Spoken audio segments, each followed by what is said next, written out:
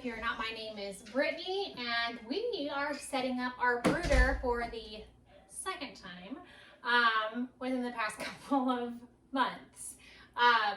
So we have chickens already, but I had purposely not gotten as many because I knew that I was probably going to end up getting more depending on if some ended up being roosters chicken math, guys. It's just how it happens. So we are setting up a brooder box today. So I'm going to go ahead and give a disclaimer here. I have 4 children and we homeschool. So there will probably be kids running in and out. It's just how my life is. My kids are with me all the time. So there's flies. I'm sorry. It's the season. We've got animals. I've got kids leaving doors open, so flies get in the house. And so if you see flies, it's because there are flies in my house. It's spring/summer, y'all. That's what happens in my life. So with all of my disclaimers in place, let's get into how we set up a brooder box. This is a 2-step process. And so I am going to probably make this little series in how I'm doing chickens. Or how I have been doing chickens. And so this is going to be probably ages from the time you get them home, from the time they're like a day old until about 2 to 3 weeks. Because then we move up from this setup into you have to have something bigger at this point. You can start with something larger than this, and then you may not have to move them. If you start with something this size, this tote I have, this is a 40-gallon tote. It's pretty large, but it will not be big enough. And you will need something to cover it if you keep them past 2 weeks. Because by the time you hit 3 weeks, they are going to start trying to fly out. And so this is our first brooder, and then we have a bigger brooder for when we get past 3 weeks. And I will discuss how I do older chicks in our next video, and then probably also how we transition them to the coop following that. So for now, this is what we're going to talk about. So anyway, moving on. So this is the brooder box. It is very simple. It is literally a tote that we had that had Christmas stuff in it, and it was honestly too big for our Christmas stuff, so we moved that into a smaller box, and then we use this. For the top, my husband crafted something for me, but I'll show you how you can manage this. Okay, so this is the lid that he built for me. That it's pretty heavy. It literally just sits directly on top. If you don't want to craft something like this, it was a pretty simple design. I mean, he's just got it secured with just some stapled on. He reinforced it because this will tear a little bit. It's just like netting. But it's so they can still breathe and not fly out. You don't want to use chicken wire. So if you want to craft something like this, you could also take the lid that's already on here, cut a hole in it, and secure some wiring on here. You don't want to use chicken wire because their little heads will get stuck in there and they can so that would be bad. So don't use chicken wire. You want to use something small, but this is just like a really thin mesh wiring that we put on here. And then it keeps them in. Okay, so into my brooder, I have some shavings. These are the flake shavings. These are not the fine shavings. You want just the plain flake shavings that I am going to just dump straight in there. So when I first brought my first batch of chickens home, I did have the puppy pads down, which I know a lot of people do,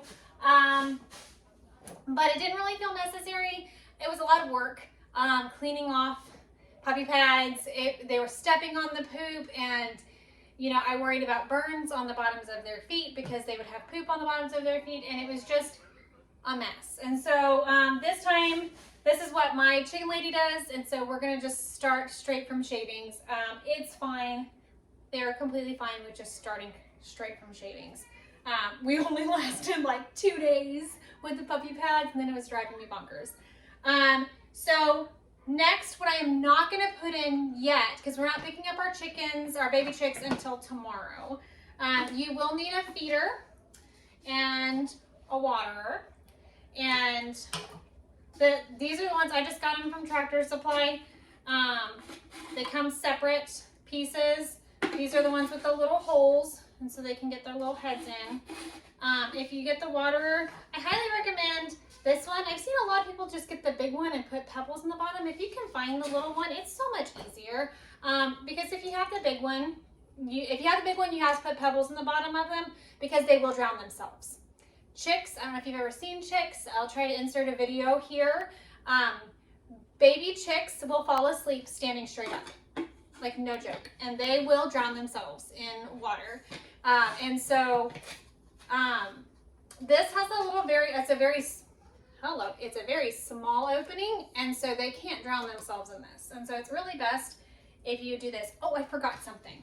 So this is the best little trick that we have figured out. A lot of people will use like a brick or something, and I suppose you could, there's a really pulley in here, and I suppose you could, there's a really pulley up underneath there. I suppose you could, this is just what we used last time. It's bottom of pot, like the little, what are they called? The little trays that the little pot just sits in. We use this to put, I'll show you, to put their water on. Okay, so you're gonna just clear a space like that. And kind of shove it up underneath there, and then put the shavings kind of around it.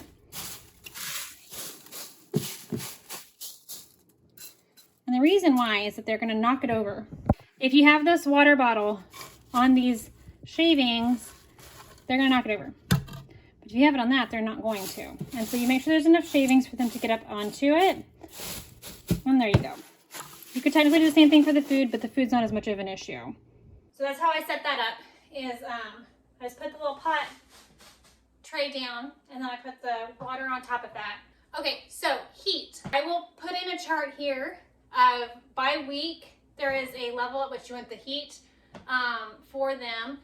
When you bring them home, it needs to be 95 degrees. They need to be able to be under for 95 degrees, and then you go down 5 degrees for every week. By the time they hit 6 weeks and they're fully feathered, they can be weaned off the heat.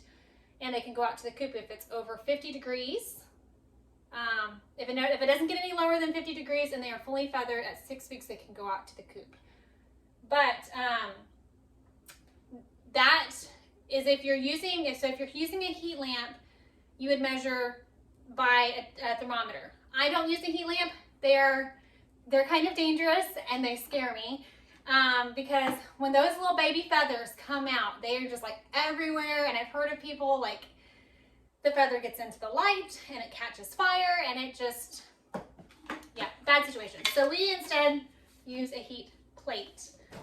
So this is the Chick Cozy heat plate. This is the one that we have. I got it off of Amazon. It was like $45, something like that.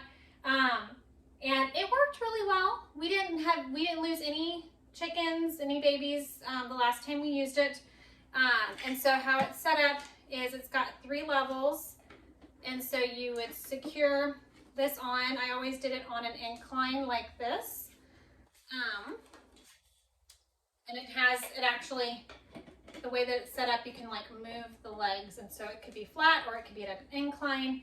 And so I would do it at an incline when I first bring them home, and then and then it would sit just like this, and it gives them some space to where if they wanted to sit up on the heat, closer to the heat, they would be able to, or if they wanted it a little cooler, they could get away from it a little bit too.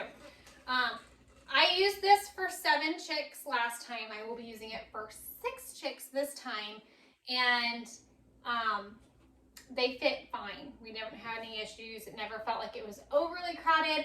I wouldn't go more than maybe 6 or 7 chicks, because I think if I started to get to 8, 9, 10 chickens, I would need a bigger plate, because it's a decent sized plate, but yeah. Okay, so let's talk food real quick. So I buy a local crumble. So they need crumbles when you bring them home. And so I buy a local crumble from our feed store, but I will put a link for the chick feed that I started on before I found the local one that I used.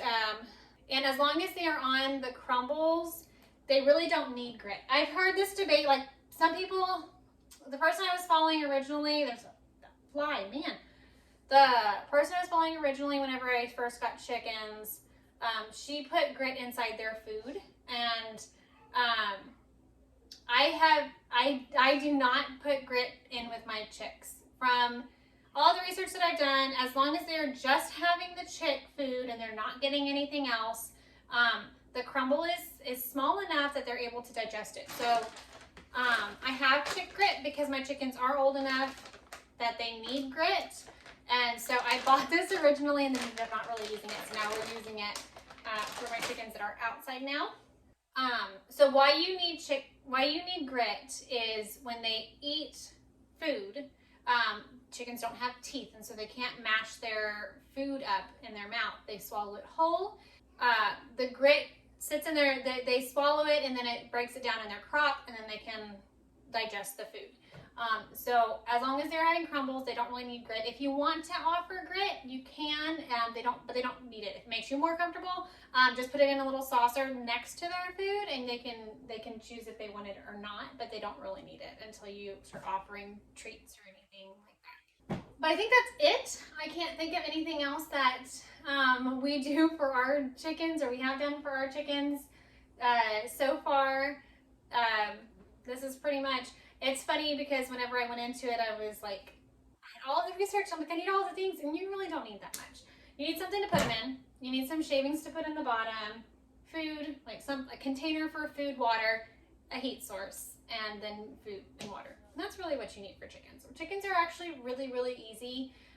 They seem overwhelming and intimidating, but they're actually very easy. So if you are getting chickens, I'm very excited for you. I love chickens. They're so much fun. We are still in the new stages of having chickens, and so everything is really exciting and so much fun. They're so funny to watch, and it's brought us so much joy. So I'm excited for you. Drop a comment below if you are new to getting chickens. And let me know if you have any questions. I'm always happy to answer. I'll also drop my Instagram handle if y'all want to follow me over there. If you are new, I hope you'll consider subscribing. I do a lot of backyard homesteading kind of content with gardening and chickens and maybe other stuff down the line. We're still very early on in our journey, and so I'm really excited. We also do homeschooling stuff and just homemaking. We are also gluten-free. So I have recipes a lot of the time with that kind of stuff. And with that, I will see y'all in the next one. Bye.